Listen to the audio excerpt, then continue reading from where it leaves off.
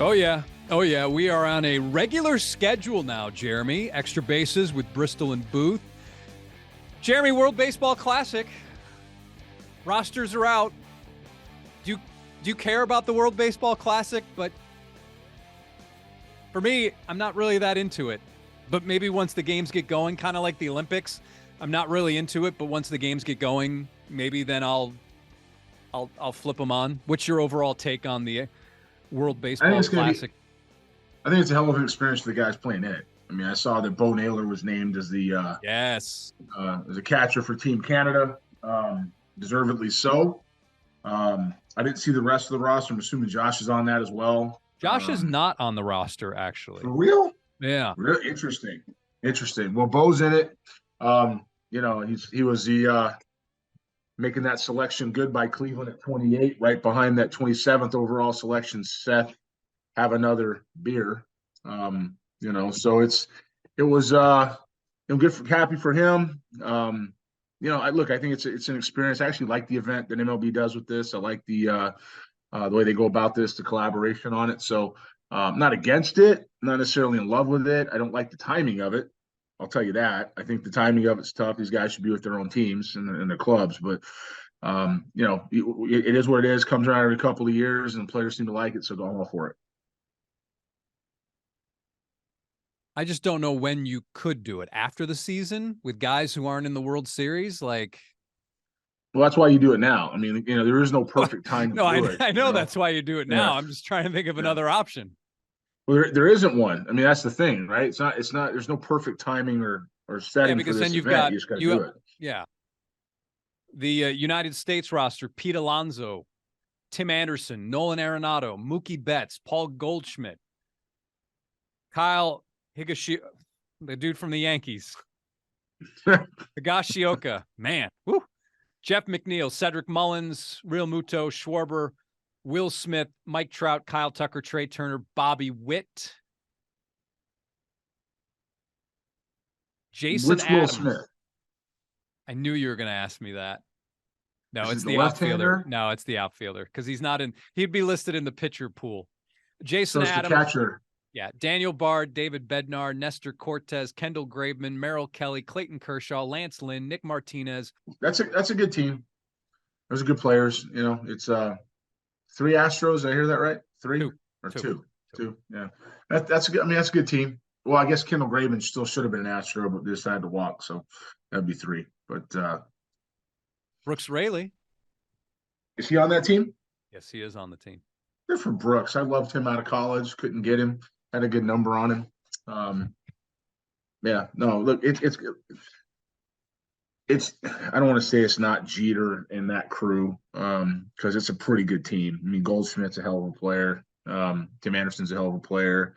Real Muto's, and it's a really good team. But in those type of things, the world is going to be as talented. It's not a lot for the world, for the U.S. Dominican's going to be loaded. Japan's going to be loaded. Right? I mean, Otani's going to play for Japan, right? So, he's a New Balance guy now, by the way.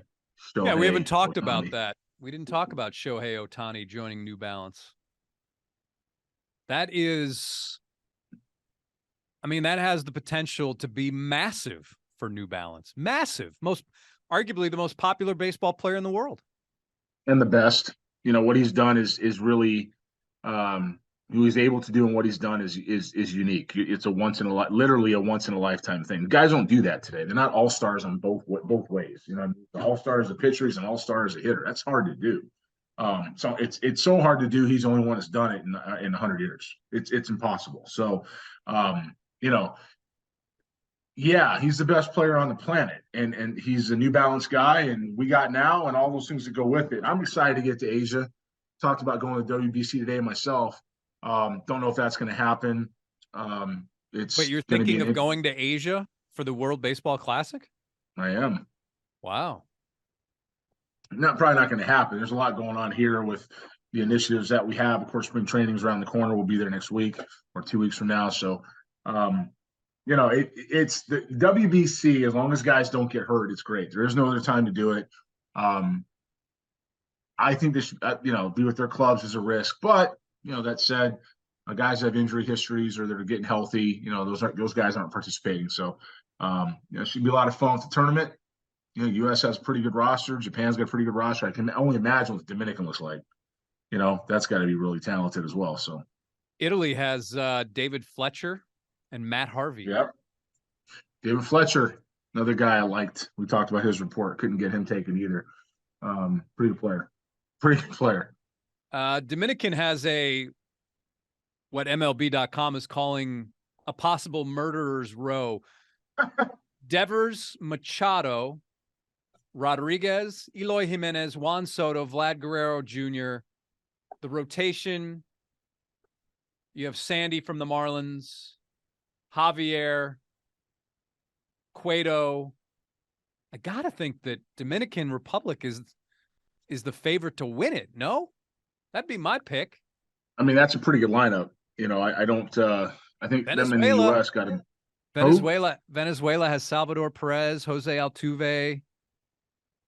I mean, I'm not saying that they're going to challenge. I'm just looking at the roster here.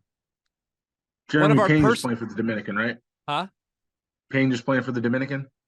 Is on there. One of 1, 2, 3, 4, 5, 6 Astros on that team. Brian Abreu, Ronel Blanco, Christian Javier, Rafael Montero, Hector Neris, and Jeremy Pena.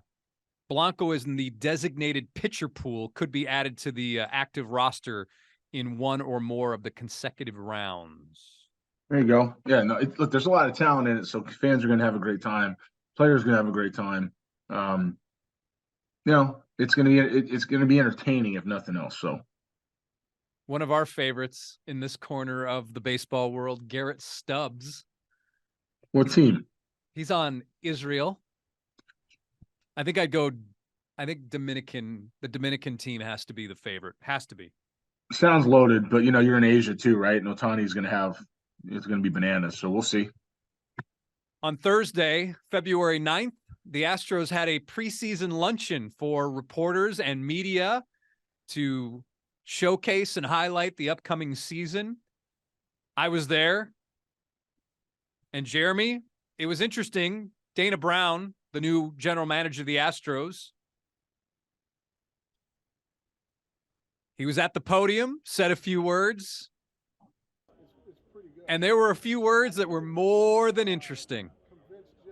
One of those words or phrases was talking about how Dana Brown, his first meeting with Jim Crane, he felt, because that was the first time he actually met with a team owner during his search to become a general manager in Major League Baseball, he thought, wow, I'm getting this job. Like, he felt that this is the job for me.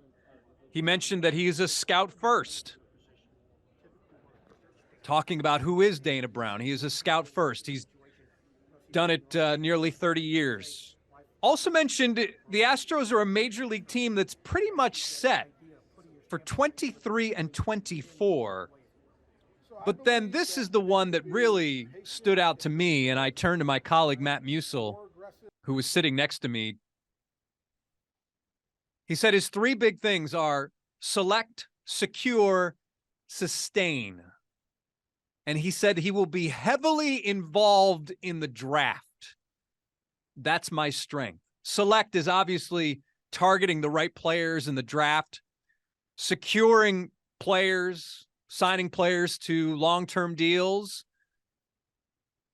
When you look at the history that Atlanta has, recent history in locking up players, it appears as though that is a big thing that he is going to try and do with the Astros. And then sustain. And I imagine sustain, if I remember correctly, is re-signing some of your veteran guys like a Bregman or an Altuve or something like that.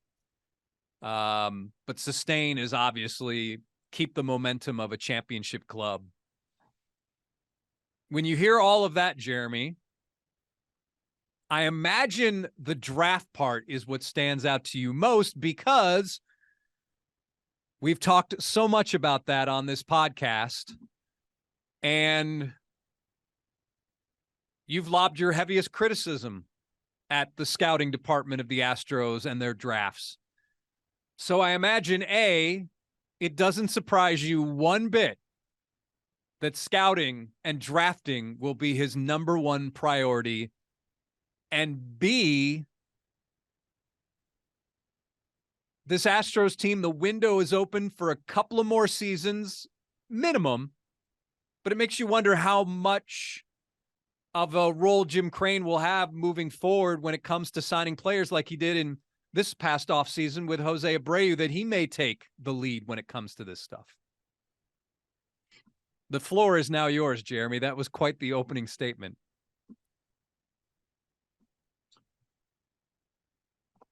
You know, I'm listening to all this, and I'm actually, you know, I kind of had some stuff queued up that I was going to say. I'm thinking to myself, you know, how do I answer this, and what do I do with this? And you know, I've kind of not kind of I predicted a lot of this, and you know, so I'm there.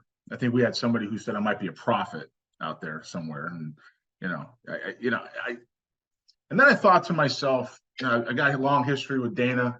I know Dana well. You know, we know when Matt mentioned my name to him in his introductory press conference, he lit up. We know that I don't have any interest in working for the organization, right? We've talked about that. I mean, ever at all. Nothing against Jim, but it's just not. I like where I am. I like what I'm doing. And I consider all those factors, not because I'm trying to talk about me, but because I balance my relationship with Dana Brown, which is a personal one, as opposed to the relationship I had with Jeff Luhnow, which wasn't really one, right? It was, we knew each other, had been around each other, but not a whole lot of, but Dana I've had that with.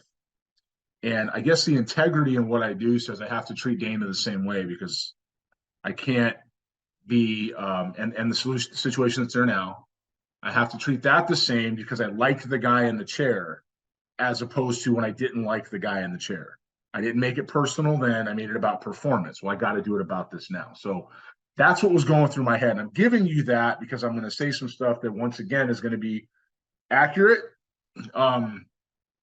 Maybe not all the way fun and popular in some ways, but it's the truth. And what I hear when I hear that is Jim Crane's got the big league club, Bagwell's got player development, and Dana, come make sure you get the right guys, because our guys can't scout. We're going to go ahead, and most of them can't scout. We're going to go ahead and we're going to make sure we get the right players in the system, show them some love, help us rebuild from that bottom line, and keep them here in a culture that makes them want to stay. And if you think about that, you've got Carlos Correa who left, which is a circumstance.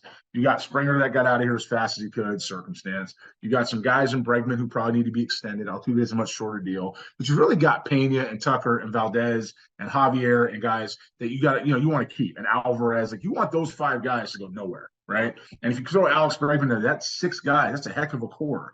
Brantley's not going to be here forever. Altuve's not going to be here forever. But those 6 have an extended period of time they can be here.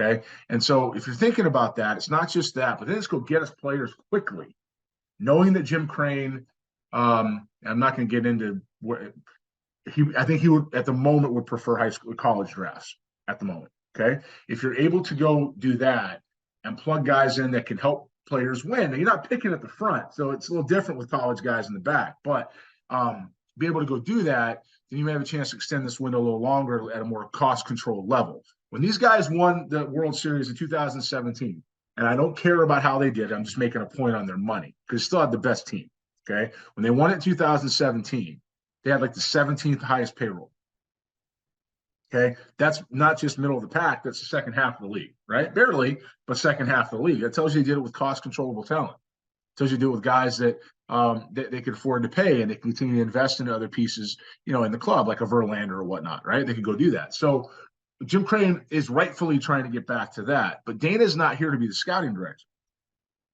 That's not his job. He wasn't hired to be the scouting director or the VP of scouting or the special assistant to the scouting director, the special assistant to scouting, or Uber Scout or Super Scout or Boy Scout or Cub Scout. It's not what he's here to do. What he's here to do is be the general manager of a Major League Baseball club. And I said this when he was brought here, that if he's going to be here, not only was he going to come here at a timing when he couldn't affect the big league club, said that directly, and I kept my mouth shut for a couple of months because I didn't know guys in the middle of it, but he was brought here at a time when he couldn't affect the big league clubs. Jim wanted to do it himself. Now, I'm going to pause, and I'm going to say Jim Crane has the right, as the owner, to do whatever he wants to do. And all of us got to sit there and go, hey, man, You bought it, you do what you want with it. That's kind of how that works. Okay. On the other side, Dana's brought here to be the GM, and the GM is responsible for all of it. He's responsible for the big league club. He's responsible for player development, not Jeff Bagwell. Nothing against Jeff Bagwell, who's a Hall of Famer who had a great career, who's a big Astro and a fan favorite. That's not it. Dana Brown is in charge of player. It's his responsibility who has some player development, and the guy that he hires to do that. If Jeff's going to be the farm director, then Jeff is directly accountable. If he's not going to be the farm director, he's not directly accountable. Dana's still the general manager. Dana's directly accountable. When it comes to the scouting department, if it continues to be gross draft picks, then you've got then whoever's making the awful gross draft picks is going to be the one that is accountable. And Dana has to help assist that department, and and he's accountable for that person being in play. And when it comes to international scouting, same thing. When it comes to roster management, same thing. It's not Dusty Baker. It's Dusty Baker is supposed to handle what's on the field. Dana's supposed to put them in the seats. Dana's supposed to put them in uniform. Dusty's supposed to make the guys in uniform perform. And I say that because I hope that what I heard today doesn't support everything I was afraid of, is that whoever got this job was going to have their hands tied and was just going to have to focus on one area. So whoever the other voices in the room could do what they want to do. Now, let's work backwards a little bit. Jeff Bagwell said, we're running fine the way we are. This is pre-Dana Brown hire, maybe 2 day Fan Fest, I think this was. Running fine the way we are. Jim's got good candidates. Okay.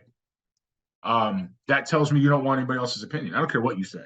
If you come in here and say that we're running fine the way you are, you don't have a GM in the chair, that means you don't care who's in the seat.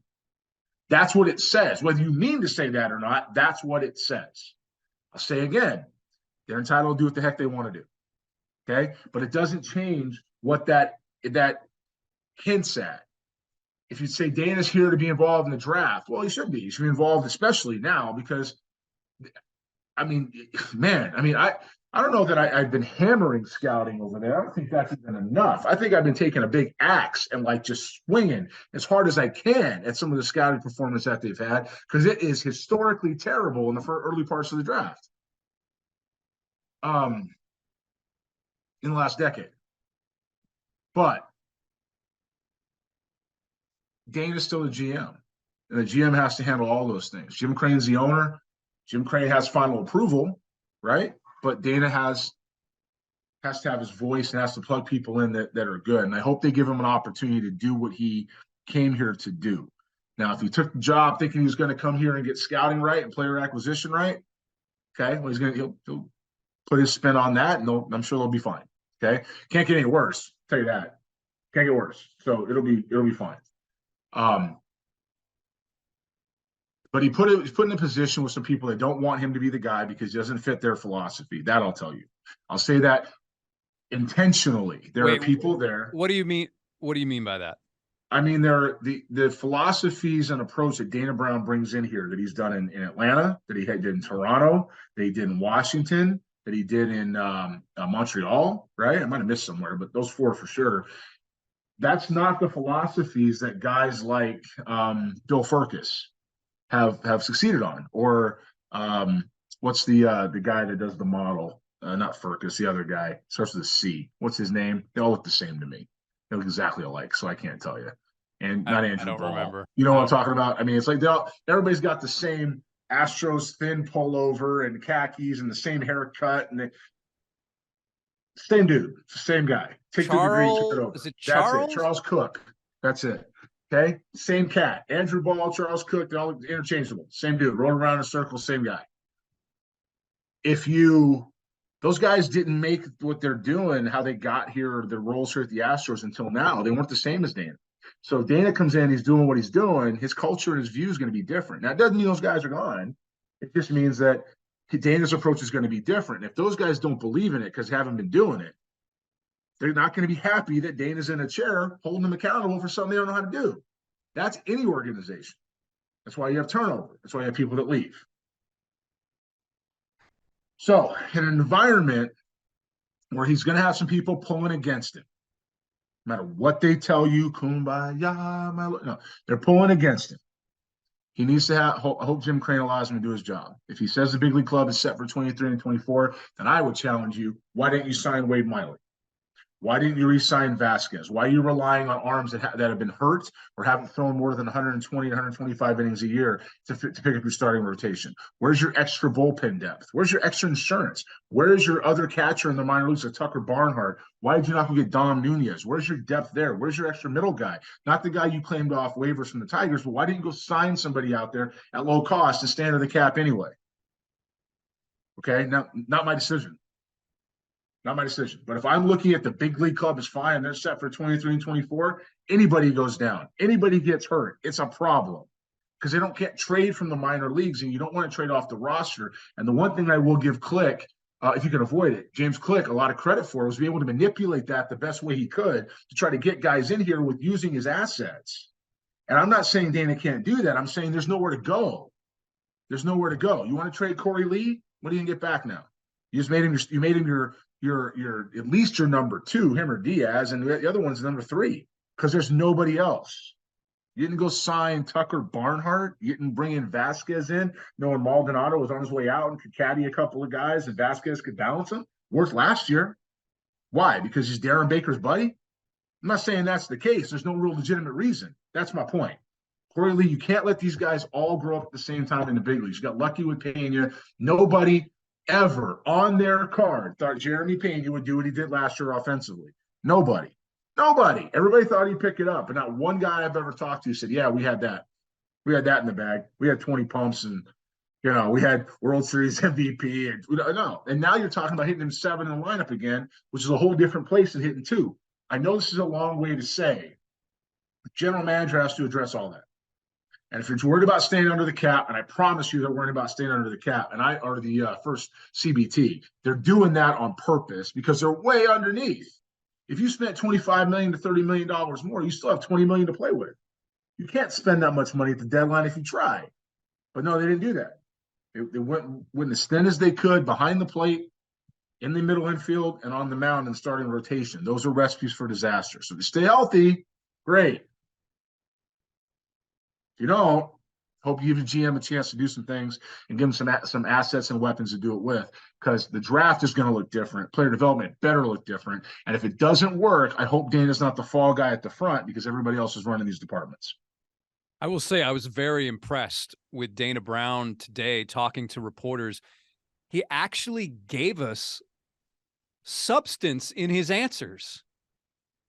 Admitted, yeah, we're talking to Christian Javier and his agent. We're talking with Kyle Tucker and his agent. We want those guys around. We value them.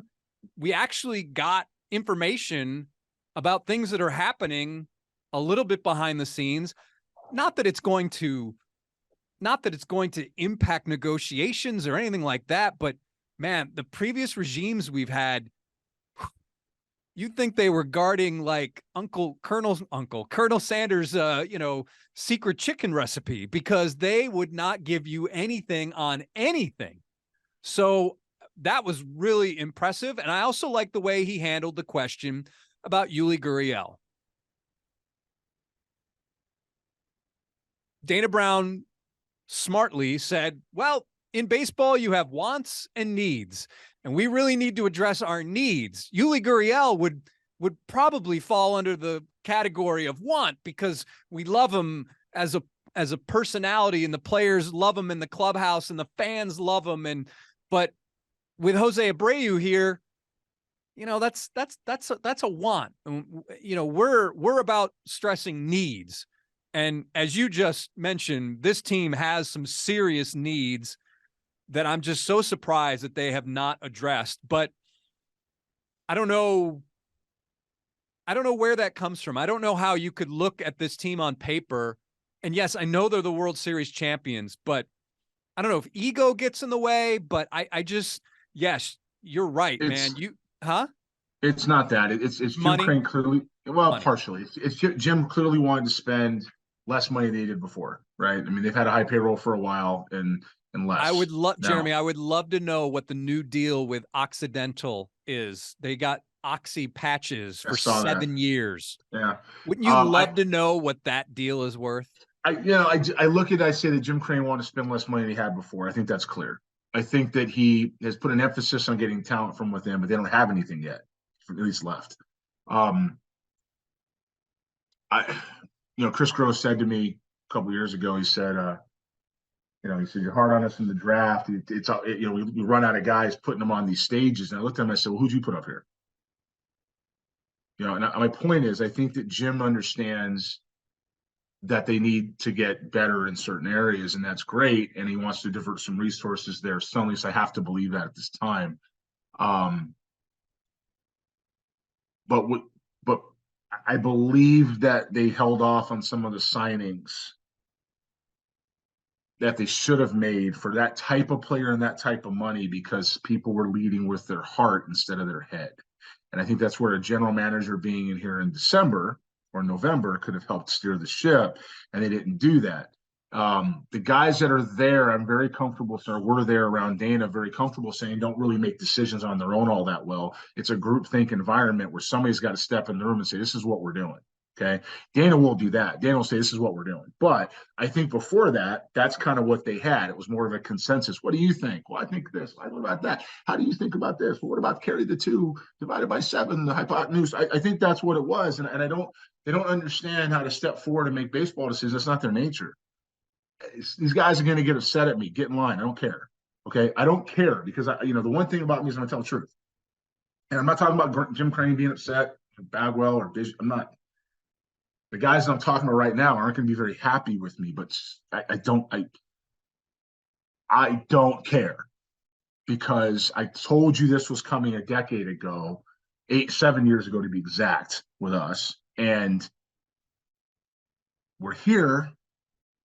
So what I would say is it's very clear Jim wanted to get underneath it. I think they really need to shore up some positions that they had to get some depth at. They're still better on paper and better in practicality, provided guys perform than most of the league, if not everybody else, as far as what they look like when they're healthy, right? But you start looking around, and Bregman might need a minute. Hopefully, he doesn't. Alex is a warrior. Hope he might need a minute. Altuve's a warrior. Might need a minute. Alvarez has missed some time with injuries. Maldonado's missed some time with injuries, right? You've got McCullers, who has been Rich Harden-ish with his breakdowns recently in the last several years. You've got Brown, who's brand new to the scene as far as his meaningful innings. You've got McCormick, who's had a really good, undervalued and underappreciated run so far, who's earned center field. You've got, Tucker, who has been mostly healthy. You've got Brantley, who's coming off some injuries. I mean, let's be honest here. So you don't have, if anybody goes down, Pena goes down, who's playing short? Don't tell me this kid that came over from Detroit. Who's playing short? I don't know why you've got this kid from Detroit. He's a corner infielder. He's like an outfield first baseman. Whatever. So who else is playing middle? So who's playing short? David Hensley would be the guy. David Hensley is Jeremy Pena's +1. Okay, so Hensley, that's funny. I know that they said that, but Hensley has to have meaningful innings. Where's insurance if it's not him? Right. So when I say doing with your heart, you've got Corey Lee, Pedro Leon. So you got Corey Lee, you got Hensley, and you've got some guys that Dusty Baker, I promise you, has said, yep, they're my guys. I can do it. I can get them out of them. And if they don't perform, then it's going to be these kids' fault. And I don't think that's right yet. I think you need some more veteran help as insurance, if nothing else. So we'll see. Certainly behind the plate. So we'll see. Kyle Tucker lost his arbitration case. Uh-oh. He will make $5 million instead of the $7.5 million that he requested. The $2.5 million was one of the larger, I think it was one of the larger gaps that we had seen during this arbitration process. So now the clock is ticking to see if they can get a deal done and for a long-term deal. My guess is that might take some time, but we'll see. Yeah, I think it's going to be difficult. It would have been better to keep the relationship with the player and go to 6.25. Like, you're not talking about 10 and 20. It's 2.5. I know it's a big difference in overall money, but in the frame of what you're talking about, let's go to 6.25 and be done.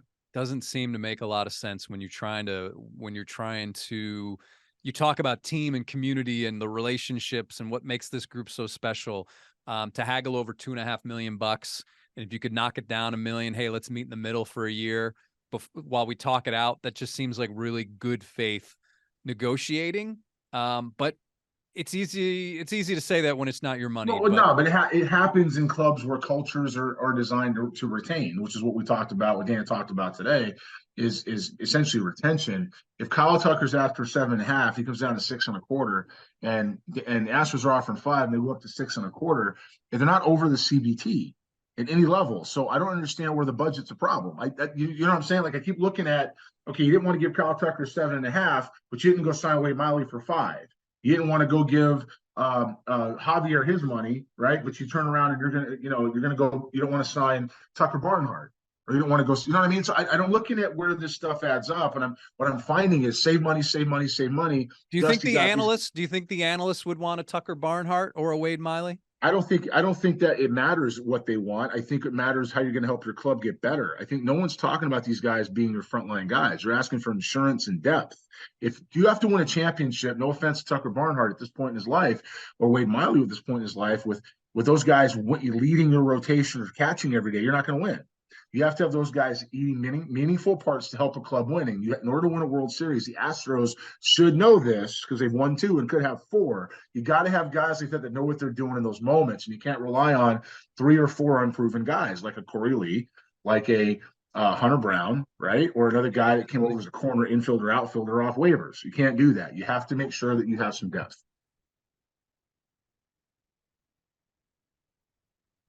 Do you know this Brian Abreu that the Astros signed? Detroit. Yeah, big walk rate, big arm. Yep, big walk rate. That's what stood out to me right away. Yeah.